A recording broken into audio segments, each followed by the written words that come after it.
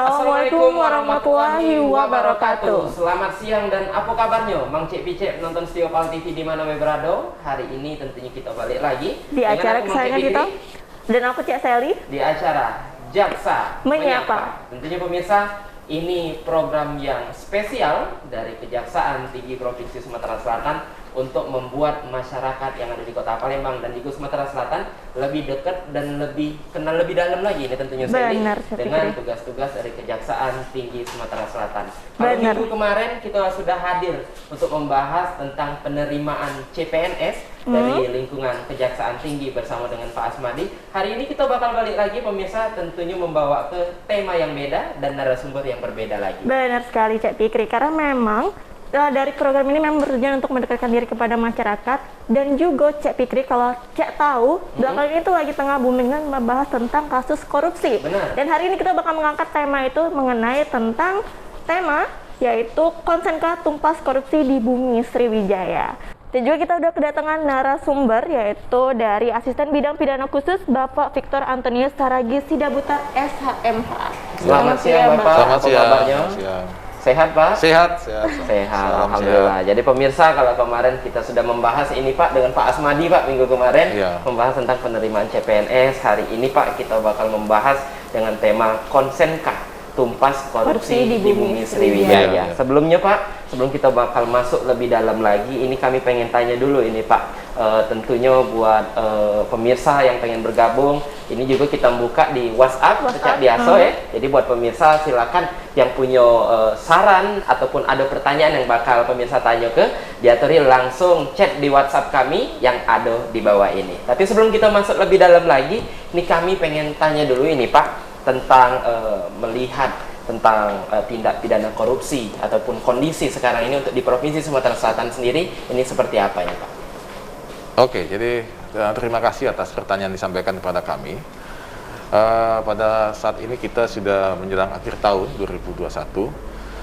Tren perkembangan penanganan korupsi yang tangani oleh Kejati Sumsel saat ini menunjukkan peningkatan yang cukup signifikan ya. Nah, tentu ini berdasarkan hasil evaluasi kami yang kami lakukan sejak awal tahun ini dengan adanya laporan pengaduan masyarakat yang masuk ke kami dan kami telaah, kami kaji dan kemudian kami tuntaskan dalam bentuk tindakan, bisa ditindakan dalam bentuk penyelidikan atau di sebelumnya lagi ada sprintuk atau penugasan untuk melakukan tugas penelitian full data bucket sampai nanti kepada langkah yang paling signifikan yaitu penyidikan dan nanti selanjutnya kami tingkatkan ke penuntutan di persidangan. Saat ini sedang kami lakukan beberapa penanganan kasus yang sedang kami tangani saat ini. Baik, jadi sudah bisa kita tangkap ini pemirsa bahwa ada peningkatan tentunya Pak ya, termasuk di tahun 2021 ini dari kinerja dari Kejaksaan Tinggi Provinsi Sumatera Selatan tentunya. Baik, Bapak ini kan mengenai untuk masalah korupsi yang ada di khususnya di Sumatera Selatan Pak yang lagi tengah booming, itu memang ada laporan dari masyarakat kah atau memang ada tim investigasi sendiri dengan cara penyelidikan kasus korupsi ini sendiri Pak? Jadi metode penanganan kasus yang kami tangani sesuai dengan SOP yang ada di Kejaksaan Agung Republik Indonesia, bahwa kami bisa mendapat pengaduan itu melalui laporan pengaduan masyarakat. Yang pertama itu bisa disampaikan melalui sistem CPD kami atau sistem informasi pengaduan masyarakat kami. Kemudian kami kelola di sini, kami bentuk tim untuk menelaah, kemudian kita kaji dan kami putuskan di sini apakah cukup suatu bukti dalam laporan tersebut untuk bisa kami lakukan tindakan. Tindakan yang pertama kami lakukan itu misalnya yang paling minimal itu full data, pengumpulan data dulu atas kebenaran informasi tersebut, kemudian sampai kepada kalau memang sudah kita yakini ada di situ fakta-fakta yang bisa kita tingkatkan ke lebih tinggi lagi, itu tahap penyelidikan. Nah, kita di sini tahapan yang paling tingkatan lebih tinggi daripada yang tadi itu kita bisa berusaha untuk menemukan apakah di situ ada peristiwa pidana atau tidak. Nah, setelah itu kita temukan di sini ada peristiwa pidananya. Misalnya apa yang dikatakan di dalam labdu itu ada fakta yang di lapangan. Kejadiannya betul. Oke, kita tingkatkan lagi ke tahap penyelidikan. Nah, sampai tahap itu kita lakukan lagi serangkaian tindakan untuk menemukan di sini apakah ada pelakunya nggak bertanggung jawab di sini nantinya. Oh, kita temukan di sini. Oh, iya. Kalau begitu, setelah kita tentukan sikap di penyelidikan sudah jelas ada peristiwa pidananya, kita naikkan ke tahap penyidikan. Tahap penyidikan misalnya kita sudah bisa menemukan di situ siapa kemungkinan atau kira-kira pelakunya atau penanggung jawab perbuatan ini. Nah, tentunya dalam penyidikan umum kita lakukan itu sampai kita memastikan dalam bentuk expose bersama pimpinan sudah kita menemukan bahwa ada pelakunya, kita tetapkan dia sebagai tersangka. Dan setelah itu nanti kita lakukan lagi serangkaian tindakan lagi untuk bisa kita limpahkan ke penuntutan, ke tahap yang lebih tinggi lagi, tahap tun, sampai nanti kita limpahkan ke pengadilan. Itulah tahapan-tahapan yang kita lakukan. Step by step memang panjang, Iya, bukan hanya sekedar menyangka A, B, C, tapi memang ada step by stepnya. Iya. Ngomong-ngomong tentang tahapan-tahapan ini sendiri Pak, atau kira-kira ini untuk satu kasus ini Pak, memakan waktu berapa lama ini Pak? Jadi dalam setiap penanganan laporan pengaduan masyarakat sampai kepada itu menjadi sebuah kasus, itu kan ada tenggat waktu yang ditentukan dalam SOP. Kalau kita melakukan pengumpulan data itu 7 hari atau sampai 14 hari itu diberikan batas waktu oleh SOP kita. Nanti setelah itu kita bisa memperpanjang kembali. Apabila itu sudah dianggap cukup, kita tingkatkan lagi ke tahap penyelidikan tadi itu. Itu dikasih waktu lagi oleh SOP kami. Itu 1 bulan nanti. Atau bisa diperpanjang lagi nanti sampai bulan keduanya. Dan apabila dianggap cukup itu tentukan sikap. Henti atau naik, henti, ya stop di situ. Naik berarti naik ke penyidikan. Penyidikan kita dikasih waktu, tenggat waktunya 3 bulan untuk bisa menentukan ini bagaimana lagi, siapa pelaku-pelakunya. Apabila waktu 3 bulan tidak cukup, kita perpanjang lagi, bisa sampai 6 bulan Pak. Itu. Jadi makanya langkah-langkah yang ditempuh ini sesuai dengan SOP dan semua itu kita evaluasi setiap waktu. Ada kelemahannya apa, kehambatannya apa, hambatan-hambatan yang ditemukan. Itu. Berarti untuk jangka waktunya sendiri tuh memang nggak ada batas sampai kalau misalnya 3 bulan nggak cukup diperpanjang. Bisa, ada batas waktu tapi itu tetap dikendalikan oleh SOP kami. Jadi ada laporan perkembangan penyidikannya tidak, ada bank lead-nya tidak, ada bank tuk-nya tidak. Nah, nanti di situ pimpinan memutuskan ini bisa atau tidak diperpanjang. Nah, itu. Jadi ngomong-ngomong soal mengambil tindakan lanjut atau stop tadi itu indikatornya apa ini Pak? Nah, nanti kita lihat tadi apakah dalam tindakan kita misalnya di penyelidikan ini ditemukan tidak ada peristiwa pidana, ditemukan tidak ada kesesuaian fakta yang disampaikan itu. Jadi pengaduan yang masuk dengan fakta yang di lapangan itu ketemu. Oh, cocok. Dalam istilah hukumnya keting bewes itu ada kaitannya. Makanya kita bisa pastikan cukup jika kita expose dan pimpinan setuju tentang hal itu, kita naikkan ke yang lebih tinggi lagi. Gitu. Bapak, untuk sekarang ini kan mengenai korupsi Pak ya, biasanya apa Pak penyebab korupsi yang terjadi di dinas-dinas dan pencegahan yang tersendiri dari kejahatan itu seperti apa? Kalau kita bicara mengenai korupsi penyebabnya ya, kita bukan hanya terjadi di dinas-dinas Pak ya, tapi di semua lingkungan lembaga, apakah itu BUMN, BUMD, juga di perangkat pusat yang ada di daerah ini. Itu intinya sebetulnya pertama pengawasan. Pengawasan itu mesti ditingkatkan. Pengawasan ada 2, pengawasan waskat, pengawasan melekat, dan pengawasan fungsional.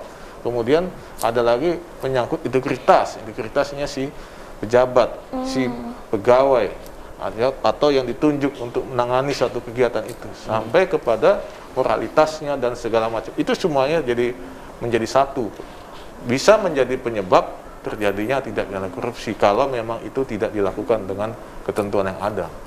Baik, dan juga ini Pak ngomong-ngomong tentang target di Kejaksaan Tinggi Sumatera Selatan ini sendiri Pak, apakah memiliki target Pak untuk memeriksa kasus sampai naik ke tahap pengadilan ini Pak? Kita nggak mempunyai target misalnya mesti tahun ini mesti sekian puluh kasus, tidak ada. Tapi di sini pimpinan menggarisbawahi adanya satu optimalisasi Pak.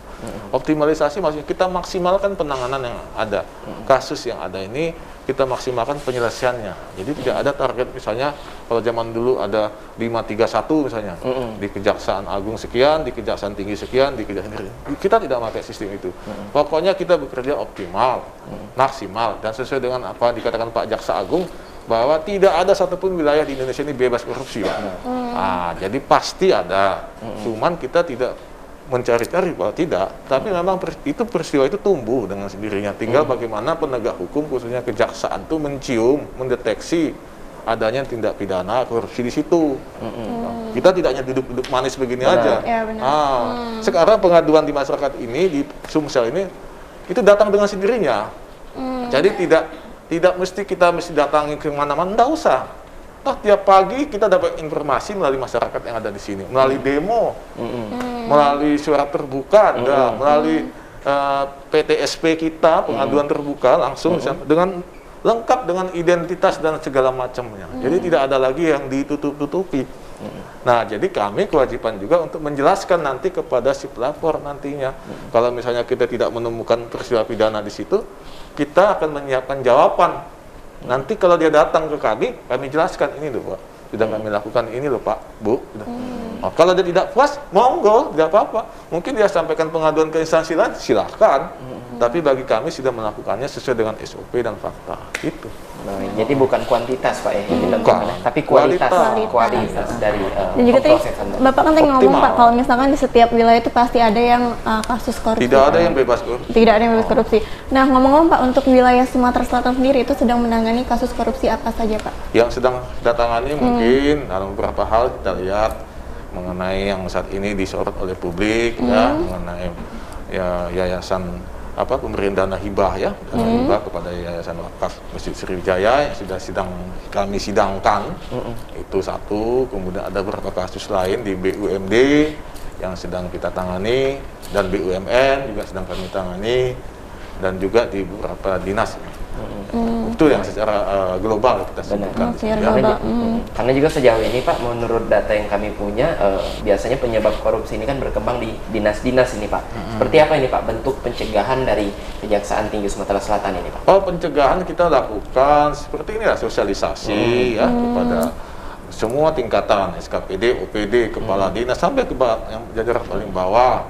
Kita lakukan juga sosialisasi hukum, binmatkum, kemudian pendampingan dan segala macam yang kita lakukan, baik oleh bidang satuan lain ya. Di kita ada Datun, di Intel juga ada pendampingan oleh masukan yang diberikan pada instansi samping untuk bagaimana supaya kegiatan-kegiatan di lapangan itu berjalan dengan baik, sesuai dengan apa yang ditentukan gitu. Untuk di wilayah Kejati Sumsel Pak ya, untuk kasus korupsi Pak, mungkin untuk tahun ini memang lebih banyak kasus-kasus korupsi yang terjadi dibandingkan dengan tahun-tahun sebelumnya. Itu apa Pak penyebabnya? Apa emang ada gerakan baru atau gimana? Ada gerakan baru atau memang orang yang korupsinya Pak yang nambah banyak? Tadi saya bilang mungkin mesti diperkuat itu pengawasan ya, pengawasan lebih diperkuat lagi. Kemudian adanya bimbingan teknis kepada pelaksana kegiatan proyek di lapangan ya, supaya mereka tahu bahwa ketentuan itu harusnya dilakukan seperti ini. Dan tentu yang paling utama integritas moralitas itu mesti dilakukan, itu mesti melekat pada setiap pelaksana tugas yang ada di SKPD OPD itu yang melaksanakan kegiatan-kegiatan itu. Apakah cuma dalam lingkup pemerintahan Pak ini yang diawasi oleh Kejaksaan Tinggi Sumatera Selatan ini Pak? Kewenangan kejaksaan itu kan melakukan penanganan pemberantasan tidak pidana korupsi itu kan di instansi pemerintah, di lingkungan pemerintah pusat maupun di daerah ya. Juga korupsi ini kan juga melibatkan pihak swasta. Kami juga melakukan penanganan, tetapi ini kaitannya bersama-sama, dia harus bersama-sama dengan aparatur sipil negara swasta ini loh. Nah, tentu kami kita lakukan bersama-sama itu penanganannya. Berarti memang pokoknya itu memang tujuannya untuk dinas-dinas pemerintah untuk dulu Pak. Aparatur sipil negara kita ya. ASN. Baik, ini sepertinya pemirsa semakin seru. Kita ngobrol bersama dengan Bapak Victor Antonius Saragih Sidabutar SHMH selaku asisten bidang pidana khusus. Ini masih banyak Pak perbincangan yang bakal kita tanya sama Bapak, karena ada yang mau lewat satu ini Pak. Jadi pemirsa jangan kemana-mana, tetap bersama kami di Jaksa Menyapa.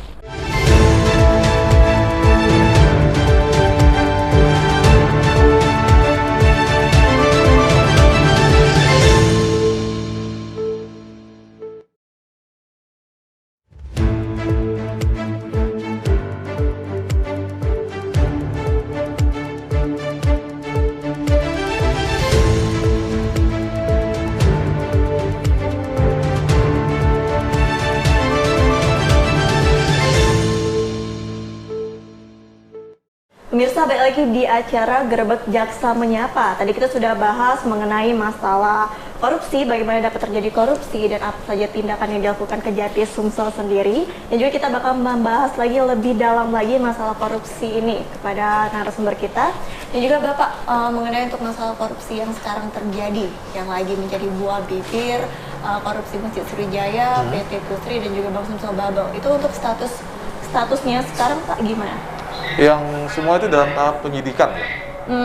Jadi yang untuk yang Bank Sumsel tadi sudah kita tetapkan 2 tersangka. Kalau yang Masjid Sriwijaya yang saat ini sedang disidangkan, 6 yang sudah disidangkan, 6 lagi dalam proses penyidikan sudah ditahan juga ya. Kemudian yang PT Pusri masih dalam proses penyidikan umum ya. Ya, itu tahapan-tahapan tingkatannya. Baik, dan juga ini Pak, tentunya ada kasus korupsi Masjid Sriwijaya yang diangkat sampai ke tingkat nasional ini Pak. Tentunya ini seperti apa Pak konsennya untuk ungkap kasus ini secara tuntas tentunya Pak? Ya tentunya kita ingin bahwa kasus ini diselesaikan dengan tuntas ya. Mulai awal siapa pelakunya sampai kepada titik yang mana yang paling bertanggung jawab di situ. Jadi, dan ini juga kita ketahui bersama bahwa jumlah kerugiannya sangat besar, 130 miliar anggarannya dengan nilai total loss-nya yang ada di kami 116 miliar sekian, dan bangunan tersebut sama sekali memang tidak dapat dimanfaatkan. Tentu ini menjadi ditunggu oleh publik bagaimana nanti penyelesaiannya di masalah hukumnya ya, pidananya itu. Pak, ngomong masalah Masjid Sriwijaya Pak yang tadi tidak bisa memang digunakan, untuk tersangka-tersangka korupsi itu memang ada tebang pilihnya nggak Pak? Kalau misalkan ada, alasannya sendiri dari pihak Kejati gimana? Oh, tidak ada tebang pilih. Nggak ada. Makanya kan kita lihat pelakunya kok sangat banyak. Ya memang kita tidak melihat ini satu-satu, kita lihat semuanya. Siapa yang pelaku? Semua yang bertanggung jawab di sini itu yang kita ungkapkan. Memang dilihat secara global Pak Iya. ya? Secara keseluruhan. Dan juga ini Pak, menurut informasi yang kami dapat, ini kemarin kan tentang Masjid Sriwijaya ini Pak sempat dituntut 19 tahun 19 penjara. tahun, ya. Ini gara-gara apa ini Pak bisa sampai setinggi itu Pak? Kita punya SOP ya. Dalam SOP itu ditegaskan bahwa bagi pelaku atau terdakwa yang tidak mengembalikan kerugian negara sampai dengan persidangan tadi yang kita jalani itu, tentunya ada kolom pertanggungjawaban pidananya yang harus dia penuhi. Kalau dia mengembalikan, tentunya dia akan dapat pertimbangan tuntutannya lebih ringan. Kalau dia tidak mengembalikan, tentu itu akan lebih berat lagi. Itu dalam SOP kami sudah ada. Jadi ada kolom tabel tuntutan kami di situ. Berarti gara-gara dia tidak mengembalikan dan kami, ya tentu itu kan dari situ akan tergambar etikat baiknya. Apabila dia beretikat baik, kembalikan kerugian negara tersebut, baik dalam tahap penyidikan maupun dalam tahap penuntutan atau persidangan, tentu hal ini bisa mempertimbangkan bagi kami untuk mengajukan tuntutan yang lebih ringan daripada yang maksimal. Sampai kurang berapa tahun itu Pak? Oh, masing-masing ada. Dia mengembalikan berapa persen? Mengembalikan seluruhnya atau setengahnya atau hanya sedikit saja. Itu kan kita pertimbangkan. Ada kolom-kolom yang mesti kita baca dan kita laksanakan. Kolom pengembalian kerugian negara. Nah, masih membahas lagi seputar Masjid Sriwijaya nih Bapak. Untuk kasus ini sendiri kalau dilihat Pak ya, memang kasus korupsi Masjid Sriwijaya ini lebih cepat prosesnya dibandingkan dengan kasus-kasus yang sebelumnya. Itu apa ada penyebabnya atau memang karena orang yang terkait? Oh, tidak, ini biasa saja. Tadi kan disebut tadi batas waktunya ya. Jadi kita lihat ada 3 bulan tidak selesai, kita perpanjang lagi. Kalau penanganan penyidikan Masjid Sriwijaya ini dimulai awal tahun ini, itu dik umum ya, penyidikan umum. Kemudian pada bulan 3 kita naikkan jadi penyidikan khusus ya, dengan adanya penetapan tersangka. Dan dari situlah sampai ke bulan Juli sudah kita limpahkan. Jadi kan sebetulnya itu pas itu Pak. Waktunya sebenarnya sudah sesuai dengan SOP. Dan juga ini kan Pak banyak melibatkan nama-nama besar di kasus korupsi Masjid Sriwijaya ini. Apakah ada tebang pilih ini Pak dalam penyelesaian ini sendiri? Sampai saat ini kami pada prinsipnya kami tidak menerapkan tebang pilih Pak. Tidak ada. Jadi intinya kita lihat siapa yang bertanggung jawab, siapa yang melakukan, dia bertanggung jawab. Nah, itu.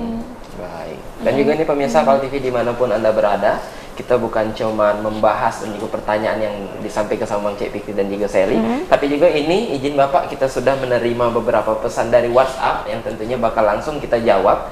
Ini Bapak ada pesan dari 0877 7007 sekian dari Bapak Dedi Sutrio di Sako. Baik, kami warga Sumsel sangat mengapresiasi Kejati Sumsel yang telah ungkap para tersangka kasus korupsi pembangunan Masjid Sriwijaya. Sejauh ini sudah cukup baik tersangka dari pihak kontraktor dan Pemda. Apalagi di berita Grebek ada berita untuk kasus ini tidak ada proposal. Kenapa dana disetujui ke pihak Dewan? Apakah untuk kasus korupsi masjid ini bakal menyerempet ke pihak Dewannya juga, Pak? Nah, boleh Pak langsung jawab, Pak. Itu kan nanti kita lihat fakta sidang, kan masih banyak perjalanan sidang kita dan juga fakta penyidikan kita. Prosesnya sudah berjalan di pengadilan. Nah, nanti kita lihat di situ sampai dengan nanti endingnya perkara ini. Ini kan masih berjalan lagi nanti untuk gelombang ketiga ya, Pak. Nah, ini masih ada lagi nanti yang 6 tadi itu yang sedang kita tahan. Memang Masjid Sriwijaya masih tengah ditangani ya Pak ya, belum selesai tuntas. Jadi untuk keputusan yang mungkin yang ditanyakan ke Bapak Dedi Sutrio tadi memang belum terjawab. Karena masih dalam proses. Masih proses. Ada satu lagi pertanyaan Sally, boleh langsung dibacain? Izin Bapak, kita menjawab pertanyaan dari nomor 08227780XXX dari Ibu Nisyawati terkait meningkatnya jumlah tindak pidana tipikor di Sumatera Selatan yang belakangan ini satu persatu mulai terbongkar. Bagaimana menanggapi banyaknya kasus korupsi di Sumsel ini? Apakah ada kaitannya dengan SDM yang dinilai tidak berkompeten dalam memegang amanah yang diberikan masyarakat pada yang berkaitan? Ya, tentu kita tidak bisa hanya mengatakan SDM saja ya. Tadi saya sudah singgung tadi, banyak faktor penyebab terjadinya atau terjadinya tidak pidana korupsi itu di dalam setiap instansi atau OPD atau lembaga pemerintahnya. Adanya kesempatan misalnya, kesempatan bisa terjadi karena pengawasan lemah, bisa juga. Kemudian adanya juga memang dipengaruhi oleh lingkungan, integritasnya memang minim dia. Nah, jadi makanya kita sampaikan saran supaya selalu dia lakukan pengawasan yang lebih kuat, lebih tinggi, kemudian dilakukan juga pola pembinaan SDM ya, sehingga nanti bisa terbentuk integritas yang lebih baik lagi, sehingga menutup peluang untuk melakukan hal-hal itu. Saya kira itu salah satu metode ya untuk mencegah terjadinya tindak pidana korupsi yang lebih meningkat nanti. Baik, itu tadi pemirsa pertanyaan dari Ibu siapa itu tadi? Nuriyawati. Ibu Nuriyawati. Kita masih punya satu pertanyaan lagi nih Pak. Sebenarnya banyak, kalau nak dibacain semua ini sampai Isa bisa pemirsa ya. Sekarang bakal kita jawab ini pertanyaan dari Pak Ferry. Wah, ini tidak jadi kiper lagi pecahnya. Ini dari Ilir Timur 3. Ini pengen nanya Pak dengan nomor 0813 7339 sekian. Ini Pak pertanyaannya, kinerja Kejati Sumsel ini tidak diikuti oleh pihak jajaran Kejari di bawah Kejati Sumsel. Apakah hal ini turut menjadi sorotan pihak Pitsus Kejati Sumsel? Bagaimana pengawasannya terhadap oknum jaksa yang tengah sidik kasus korupsi tapi bermain? Silakan ya. Pasti bahwa kami juga melakukan pengendalian ya terhadap penanganan korupsi yang ada dilakukan oleh Kejaksaan Negeri wilayah Sumsel. Ini wilayah hukum kami di situ. Bagaimana caranya? Kita melakukan supervisi ya. Kita minta supaya dia datang atau kami datang ke sana, ke wilayah sana, ke Kejaksaan Negeri setempat. Apabila kita ketahui, kami deteksi atau kami dapatkan pengaduan masyarakat bahwa terjadi penanganan yang salah, terjadi sesuatu yang menjadi bahan kegaduhan, terjadi segala sesuatu yang dianggap merugikan siapa. Nah, itu kita langsung cepat mengambil tindakan dengan melakukan supervisi. Kita lakukan di situ, kita cek kembali penanganannya bagaimana, sesuai SOP atau tidak. Kalau memang telah sesuai, tidak sesuai dengan apa yang disampaikan oleh si pengadu, pelapor itu, bahwa itu kita jelaskan nantinya. Makanya tadi kan saya katakan bahwa setiap labu yang masuk kita jelaskan nanti, Pak. Ada bahan kami untuk menjawab dia. Bila mana yang bersangkutan datang menanyakan lagi. Jadi kalau ada oknum yang salah dilakukan penanganan itu, tolong disampaikan ke kami juga. Kami ada instrumen juga di samping Pitsus juga ada pengawasan, ada asisten bidang pengawasan yang nantinya dengan cepat juga melakukan tindakan pengawasan waskat ataupun wasnal atau sifatnya untuk pembinaan kepegawaian juga. Jadi kami di sini berlapis juga. Jadi bukan hanya Pitsus saja, tapi juga ada satuan kerja lain yang mendukung kinerja kami di lapangan. Baik, jadi tentunya dari pihak Kejati sendiri ini menerima Pak ya laporan-laporan. Sejauh ini Pak, selain kami kan tahunya cuman laporan yang diproses ini kan Pak sebenarnya dari tim investigasi dari Kejati sendiri nih Pak. Selama ini Pak, apakah ada Pak laporan yang masuk dari warga yang memang diproses? Kalaupun ada ini Pak, laporan dalam bentuk apa dan kasus apa ini Pak? Biasanya? Pengaduan mengenai misalnya apa? Misalnya ada di tempat wilayah, katakanlah di sekitar tempat tinggalnya misalnya, ada kegiatan pembangunan misalnya, tapi kok dilihat kok tidak selesai atau apa mencurigakan segala macam, bisa disampaikan kepada kami dan tentu kami akan tidak lanjuti. Tadi itu bentuk polanya kan seperti tadi, kita akan telaah, kita kaji dan kita simpulkan, nanti kita tentukan nanti langkah selanjutnya, apakah kami hanya sekedar pull data bucket melihat dulu keadaannya, atau kami yakini data itu lengkap, fakta itu ada, nah, kita naikkan ke penyelidikan misalnya. Bisa saja sesuai dengan apa yang kami lakukan dan sesuai dengan persetujuan pimpinan. Berarti tidak harus kasus yang memang benar-benar besar dari tidak, tingkat bawah. Kalau misalnya kasusnya kecil, misalnya hanya wilayah satu kecamatan, atau kita lihat ini di wilayah mana, wilayahnya di Kejaksaan Negeri Palembang, ya kita serahkan ke Kejaksaan Negeri Palembang untuk ditindaklanjuti, karena kami sudah nilai ini memang hanya masalah kecil, misalnya hanya masalah pengadaan jalan yang tidak selesai, misalnya ya, contoh nah itu. Nah, Pak, untuk pemeriksaan korupsi yang menyangkut petinggi wilayah atau pejabat wilayah, apakah banyak intervensinya Pak? Bagaimana menanggapi hal itu tidak. Kita sesuai dengan peraturan yang ada, SOP, kita profesional. Profesional aja sih. Profesional yang memang, jadi walaupun itu pejabat wilayah, memang tidak ada pandangan khusus. Tidak ada pihak-pihak, tidak ada milih-milih. Tadi yang katanya tebang pilih itu tidak ada.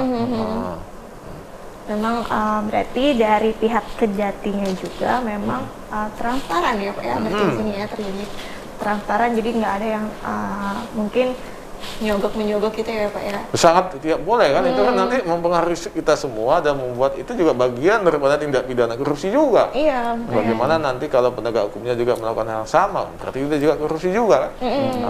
Itu makanya itu kami, dan itu telah kami pimpinan pusat juga Pak Jaksa Agung sudah menggarisbawahi itu, sudah membuat edaran juga tentang pengawasan pada setiap personil dan melakukan penanganan korupsi itu. Kalau untuk sekarang ini Pak, ada kasus yang dilapor, menerima laporan dari warga yang lagi ditanganin Pak, yang masih dalam proses juga Pak? Pengaduan dari warga ya pasti ada ya. Kita kan tadi kita lihat dulu. Mayoritas ini apa Pak yang sedang dalam prosesnya dijalani sekarang di tangan. Kalau yang menyangkut masalah pengaduan masih itu kan sifatnya tertutup ya Pak ya. Belum bisa kita publish ya. Karena kan itu masih tahap awal sekali Pak.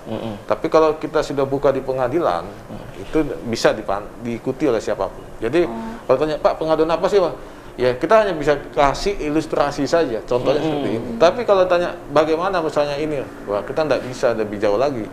Karena ini kan menyangkut masalah sesuatu yang belum tentu terjadi Pak. Karena masih ada. Karena ini masih awam, masih nol dia sebetulnya. Ibarat buah sudah matang baru dipetik. Nanti kalau sudah kita gelar di pengadilan, nah ini loh Pak, yang tadi ini masalah hibah wakaf Sriwijaya, kemudian nanti masalah yang lain-lain yang sudah dipublish di media, misalnya dalam bentuk penyidikan khusus kita sudah melakukan penahanan dan teman-teman media sudah mengetahui itu, ya silahkan dipublish ya. Itu saja, terbatas di situ Pak. Mungkin kita break dulu kali. Benar, karena ini semakin seru, dan juga tadi kami ucapkan terima kasih untuk pemirsa yang sudah bertanya. Ada 3 nama dari 3 kecamatan daerah yang berbeda-beda. Ini terima kasih, alhamdulillah sudah dijawab semua, dan kita bakal kembali lagi ini setelah yang mau lewat satu ini. Jadi pemirsa jangan mana-mana, tetap dengan kami di Jaksa Menyapa.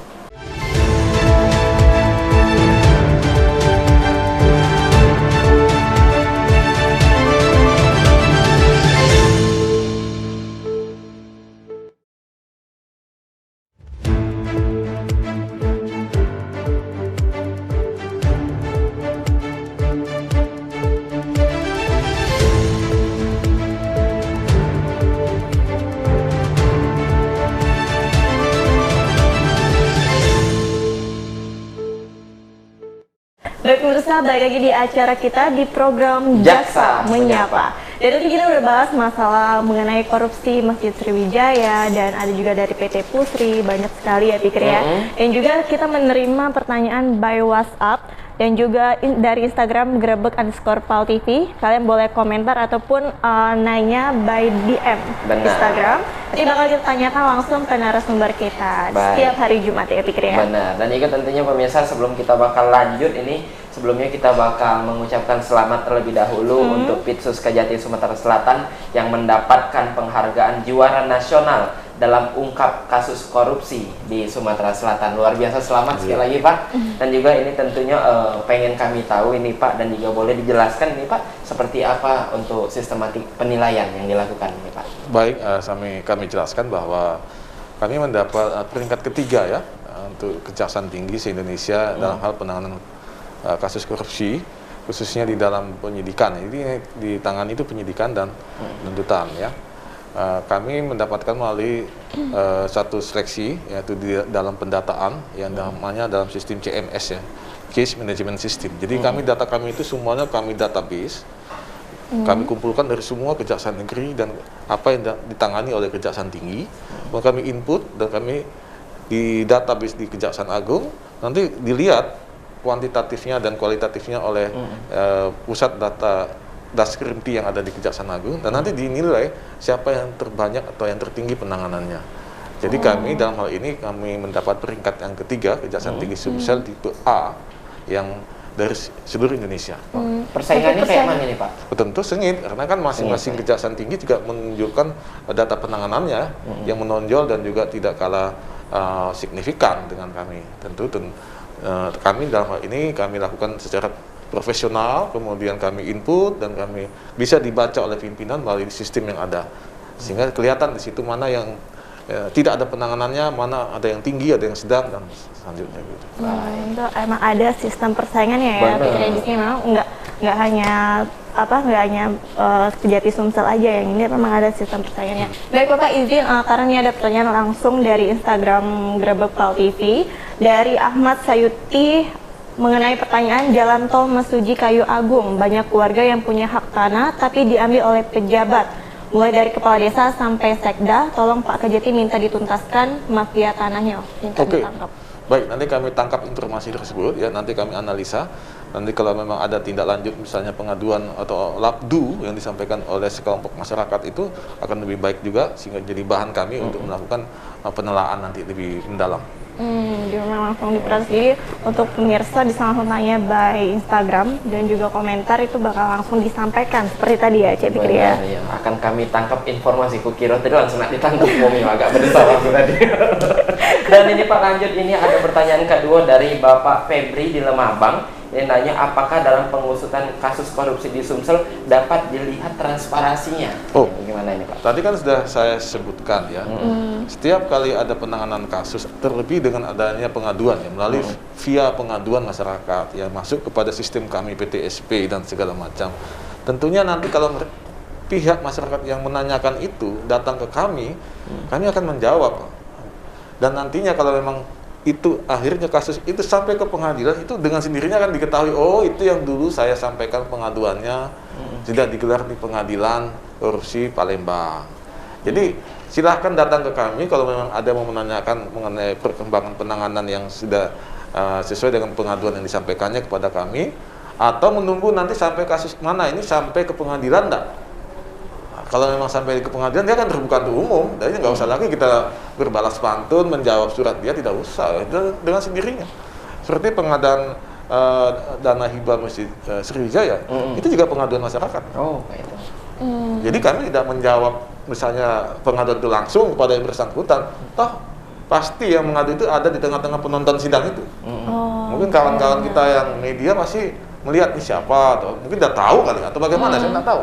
Tapi intinya itu datangnya itu melalui pengaduan masyarakat awalnya. Gitu.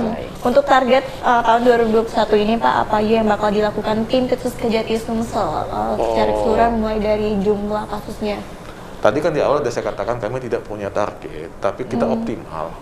Kita optimalkan apa yang ada, yang laporan yang masuk kepada kami, yang sedang kami telaah, kami kaji, kami teliti, kami selidiki, kami Jumlah sidik. kasusnya Pak? Ya, tentu kami harapkan nanti ini ada peningkatan volume penanganan kami. Tentu kami tidak memaksakan ya, tidak sampai kesannya kejar target gitu. Tidak ada. Optimal kan tuntaskan apa yang sedang dikerjakan, jangan diambangkan. Gitu. Berarti emang untuk jumlah kasusnya emang tidak boleh dipublish dulu Pak ya? Oh tidak, kita kan nggak punya sistem begitu. Yang penting kita upayakan. Nanti di akhir tahun ada nanti laporan kembali kepada masyarakat ya. Kita kan biasanya akan ada pengumuman nanti siapa-siapa kejaksaan tinggi yang terbaik dan tertinggi penanganannya dalam hal penanganan korupsi. Nanti di akhir bulan 12 itu akan ada pengumuman nanti. Itu akan di launching oleh Kejaksaan Agung, Kasus-kasus apa yang ditangani Pak ya? Nanti itu tadi kalau kami waktu di tengah tahun kami dapat peringkat ketiga, siapa tahu nanti di akhir tahun ini yang tinggal 2 bulan lagi kita mampu mencapai yang lebih baik lagi. Baik. Nah, mudah-mudahan bisa mencapai yang lebih baik lagi. Baik. Dan juga ini Pak, selain melakukan penyidikan kasus korupsi dari bawah, ini apakah Kejaksaan juga bisa melakukan OTT ini Pak untuk kasus korupsi? OTT berdasarkan informasi masyarakat, kami bisa melakukan hal itu kaitan dengan tindak pidana korupsi atau kaitan dengan dilakukan oleh oknum aparatur negara ya. Ada informasi masuk pada kami akan selidiki dan kami akan lakukan tindakan sesuai dengan SOP kami. Dan kalau memang itu jelas-jelas, OTT itu kan sifatnya hanya istilah Pak. Yang ada itu tertangkap tangan atau bagaimana? Itu dalam istilah hukumnya, tertangkap tangan kan dia. Nah, tentu masyarakat, saya kasih ilustrasi lah, misalnya, Pak itu dalam ganti rugi itu panitianya itu main Pak, begini-begini Pak. Oh, gampang Pak, begini Pak, kita kasih sedikit aja Pak, dia oke. Nah kita ikuti tuh kegiatan itu misalnya. Ternyata sesuai dengan laporan masyarakat itu benar. Ternyata ada oknum di situ yang bermain. Jadi kalau seumpama tadi dikatakan ada pungli misalnya, ya, dia pada saat dia masuk, dia kasih kepada oknum tersebut, kita ada di tengah-tengah itu, tentu kami kan nggak bisa diam saja, kami bisa langsung melakukan tindakan upaya paksa penangkapan. Bapak, ini kita membahas tentang jumlah kasus yang tengah ditangani oleh Kejati Sumsel itu ada berapa banyak? Sampai saat ini penyidikan khusus kami yang sudah kami lakukan ini ada 17 kasus. Itu dari 17 itu DPO yang ditangkap berapa Pak? DPO saat ini kami semuanya sudah, sebagian besar kami tahan semua. Kalau menyangkut DPO itu ada data yang terkini masih yang kami ini, tapi yang update saat ini 17 penyidikan khusus. Jumlahnya 17 untuk penangkapan udah hampir keseluruhan. Itu ngomong-ngomong Pak, masalah uang negara ya diselamatkan Pak? Penyelamatan kerugian negara saat ini sudah mencapai 3,6 miliar lebih. 3,6 miliar lebih. 3,6 miliar lebih ya. Tadinya kita harapkan kalau memang ada pelaku-pelaku yang beretikat baik mengembalikan itu, tentu bisa membantu memperbesar penyelamatan kerugian negara.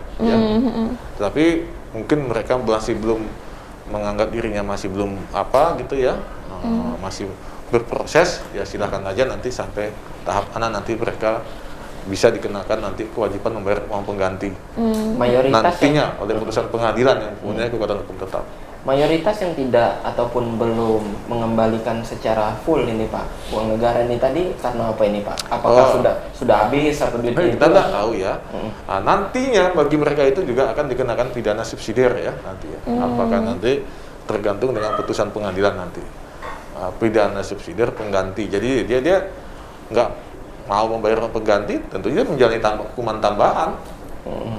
Hukuman tambahan juga tidak kalah lama juga ya, lumayan juga itu. Sesuai dengan putusan pengadilan nantinya. Memang semakin banyak uang yang dia kembalikan dari kasus korupsi yang dilimpahkan, semakin ringan mungkin. Dia mendapat penghargaan dan tanda petik ya, bahwa dia beretikat baik untuk memulihkan hasil kejahatannya itu kepada negara gitu. Jadi memang itikat baik ini yang tentunya sangat ditunggu-tunggu. Sejauh ini Pak, banyak yang punya itikat baik mengembalikan atau banyaklah yang masih banyak yang belum. Banyak yang belum ini Pak ya.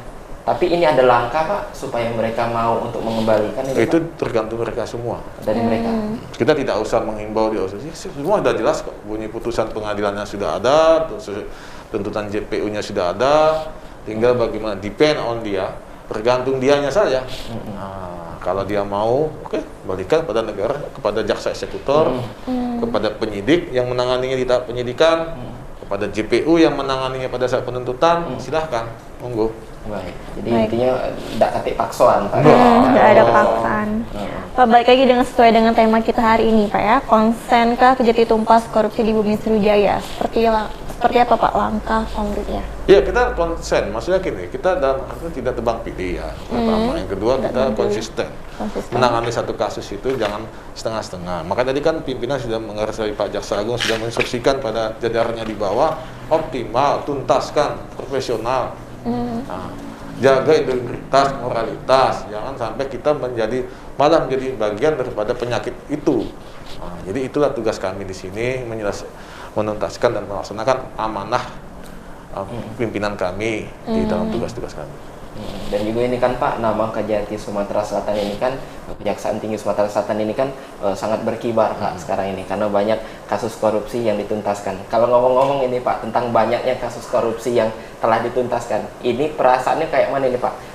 Senang karena banyak memberantas masalah-masalah korupsi, atau sedih Pak dalam hati karena ya bisa dikatakan bahwa banyak yang korupsi Pak di Sumatera Selatan ini Pak? Pertama-tama kita prihatin ya dengan kondisi ini, tetapi kita tidak akan putus asa, dan kita bersama-sama stakeholder yang lain, instansi yang lain, baik OPD, SKPD, baik BUMN, BUMD yang ada di sini, kita menjalin komunikasi bagaimana kita mencegah terjadinya tindak pidana korupsi. Ini lebih baik sebetulnya daripada melakukan penindakan, ya. Tapi kita lihat fakta kenyataannya masih ada. Tentunya kita tugasnya adalah memperbaiki keadaan itu. Itu saja.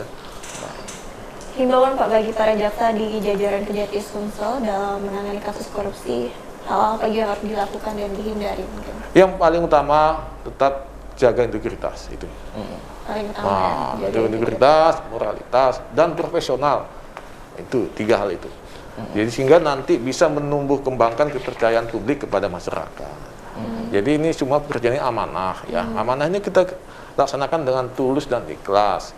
Kita diberikan kewenangan, tapi justru bukan dengan kewenangan itu kita boleh bertindak semau-maunya. Itu tidak boleh Pak. Jadi tolong nanti kepada kawan-kawan kita jaksa-jaksa di lapangan, di wilayah, di Kejaksaan Negeri sampai ke tingkat cabang nanti segala macam, kita himbau selalu itu ya. Supaya nanti mereka melakukan 3 hal itu, yang pasti bahwa masyarakat akan melihat kita lebih yakin bahwa kejaksaan itu mampu melaksanakan tugasnya dengan baik.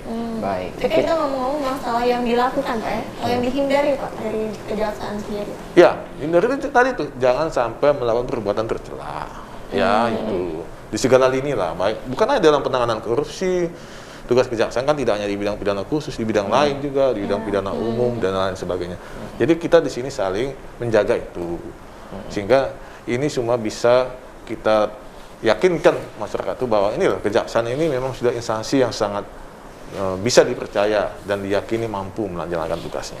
Baik, mungkin ini terakhir Pak, harapan dari Kejati Sumsel terhadap masyarakat Sumsel Pak untuk mencegah kasus korupsi yang ada di Sumatera Selatan. Mungkin kan ini juga Pak, ada himbauan bahwa korupsi ini harus diberantas dan juga disosialisasikan sejak dini. Nah ini langkah apa Pak paling kecil yang bisa dilakukan oleh masyarakat? Yang penting masyarakat dan tentunya kita semua ya, masyarakat tentu dengan segala macam elemen di bawahnya bisa saling mengadakan sosialisasi ya, saling mengingatkan ya, kalau memang ada sesuatu yang tidak pas, tidak sesuai, kita kembalikanlah sesuai dengan apa yang ada, ketentuan yang ada. Jadi tidak usah kita langsung ambil tindakan misalnya represif misalnya. Kita pencegahan dulu, kita ajak dulu supaya dia membetulkan keadaan ini menjadi kembali ke kondisi yang sesungguhnya. Sehingga dengan demikian pencegahan memang lebih bagus, lebih baik daripada penindakan sebetulnya. Penindakan adalah langkah terakhir kalau memang pencegahan tidak bisa kita lakukan. Nah, itu saja. Nah, itulah tadi pemirsa Pal TV di Mano Beberado, itu insight dan juga informasi yang sudah kita dapat dari Bapak Victor Antonio Saragi Sidabutar SHMH, yang tentunya sudah menjabarkan secara lengkap dan detail tentang proses dan juga tahapan-tahapan, sampai juga tadi kita tahu bahwa mungkin pemirsa ini Pak banyak yang bertanya kenapa ini tidak dipublis, bahkan ya memang tidak ada semudah itu, bahwa memang ada proses yang harus dilalui dulu sampai barang itu memang benar-benar terbukti baru pacak diungkapkan dan juga disebar sama masyarakat. Dan juga untungnya pemirsa banyak ini yang lagi diproses dan juga sedang dalam proses penyelidikan dari pihak Kejaksaan Tinggi Sumatera Selatan. Mohon support dan juga doanya, semoga seluruh permasalahan yang ada di Sumatera Selatan ini bisa cepat dituntas sampai membuat Kejaksaan Tinggi Sumatera Selatan bisa naik lagi, tentunya mencapai prestasi yang lebih hebat lagi. Benar, karena memang tadi sudah dibahas kalau memang ada 17 kasus yang lagi ditangani sekarang, dan itu udah beberapa DPO yang tertangkap, juga ada uang negara yang udah terselamatkan juga. Di sini juga kita udah membahas masalah korupsi Masjid Sriwijaya yang memang jadi perbincangan seluruh masyarakat baik di Kota Palembang maupun di luar. Juga kami ingatkan untuk pemirsa PAL TV mungkin bisa untuk bertanya-tanya via WhatsApp maupun Instagram Gerebek PAL TV, baik itu komentar maupun melalui DM Instagram. Bakal kami sampaikan Jumat depan ya Cik Fikri ya. Setiap jam 1 siang hari Jumat hanya di PAL TV, memang punya kita. Baik, kami ucapkan sekali lagi terima kasih banyak untuk Asisten Bidang Pidana Khusus Kejaksaan Tinggi Provinsi Sumatera Selatan, Bapak Victor Antonius Saragi Sidabutar SHMH. Terima kasih banyak Pak. Dan juga tentunya terima kasih banyak untuk pemirsa yang sudah bergabung dengan kami, ngejuk ke pertanyaan, kritik dan juga saran. Dan kami tunggu pemirsa minggu depan kita bakal balik lagi tentunya dengan tema dan narasumber yang lain lagi. RKTL, aku Mang Cik Fikri, aku Cik Sally, dan jangan lupa terus saksikan program Jaksa Menyapa hanya di PAL TV, memang punya kita. Terima kasih banyak. Wassalamualaikum warahmatullahi wabarakatuh.